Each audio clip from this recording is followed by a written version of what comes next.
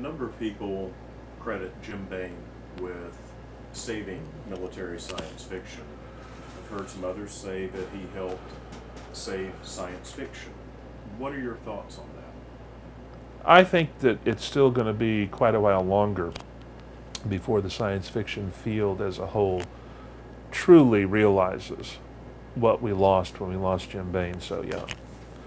Jim could be one of the most infuriating men on the face of the planet. He could be one of the most abrasive people I ever knew. He was also capable of being one of the kindest people I've ever known. And generally speaking, he was a man who was ruthlessly intellectually honest, which I can forgive someone a lot for. I do think that he played a very, very significant role in the salvation, if you will, of military science fiction. You could almost say that in many ways he created or helped to create modern military science fiction. He and David Drake go way back, and David, of course, is one of the charter members of modern military science fiction. I think that Jim recognized, or at least I think that Jim shared many of the same beliefs that I do about the military and its place in society, how important it is to society and what society owes to the military. And in that respect, we were a very comfortable fit with one another. I think that Jim was comfortable publishing science fiction when it was not cool to be involved with the military.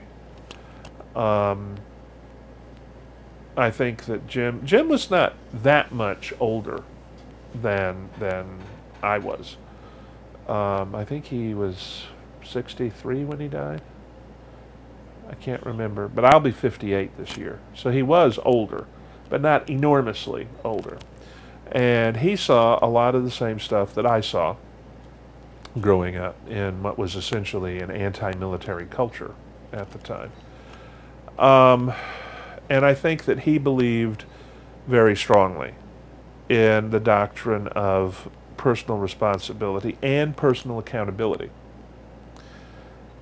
And I think that he also saw a niche for thumping good stories that had a military component that other people weren't that interested in because they had a military component. And it was sort of a reinforcing feedback loop. As Jim published military science fiction, more good military science fiction got submitted to him. And so Bain became sort of a gathering point. I hadn't realized really that I had been with Bain Books since I think they bought my first book in '89, and that they only came into existence in like '86 or something like that. So that I've really been with Bain basically very nearly from the beginning. But so have a lot, I would say the vast majority, of the good established military science fiction writers. And many of those who are not with Bain now came up with and were nourished in their early careers with Jim Bain. The Bain Books is not a one-size-fits-all kind of place. Bain has quite a spectrum of people writing Bain Books. There's me, I'm considered in my family to be somewhere to the right of Attila the Hun, which means God only knows where John Ringo and Tom Cratman would be, probably, the eighth ring of hell, according to, and then there's Eric, it's like, so there's quite a spectrum. And the remarkable thing is that most of us are quite comfortable with one another because whatever we may think philosophically, or sociologically, or about the future of capitalism, most of us have a certain willingness to treat one another with respect. Now, I know that not all Bane writers get along with one another perfectly. I get along with all of them perfectly, but that's as may be. I, of course, am unique in so many ways, as Sharon would say. I remember when I was the special guest at LibertyCon about 9 or 10 years ago, and Sharon and I were sitting at the banquet table, and there was somebody else sitting there at the table who didn't know us. It was a media guest. And Sharon leaned across and said, "Oh, yes, David is the special guest."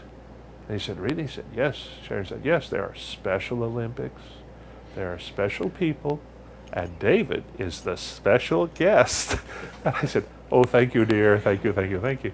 But how far wrong can I go with her to ride herd on my ego, you know?